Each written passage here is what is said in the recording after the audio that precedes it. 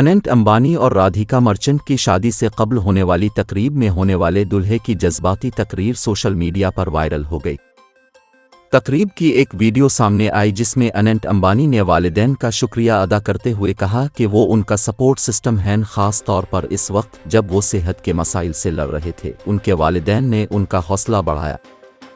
इस वीडियो में दूल्हे के वालिद मुकेश अंबानी को अपने आंसू को रोकने की कोशिश करते भी देखा जा सकता है। अनंत अंबानी ने कहा कि आपका शुक्रिया माँ, आपने जो कुछ किया ये सब मेरी माँ ने बनाया है और किसी ने नहीं। मेरी वालिदा ने पिछले 4 महीनों से 18 से 19 घंटे काम किया, मैं उनका मशकूर।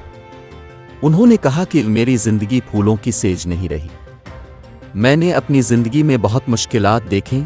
मुझे बचपन से ही सेहत के मसाइल का सामना था, लेकिन मेरे वालिद और वालिदा ने कभी मुझे महसूस नहीं होने दिया। उन्होंने मुझे ये एहसास दिलाया कि अगर मैं कुछ भी करने का सोचूंगा तो मैं इसे कर लूँगा। मैं हमेशा उनका शुक्रगुजार रहूँगा।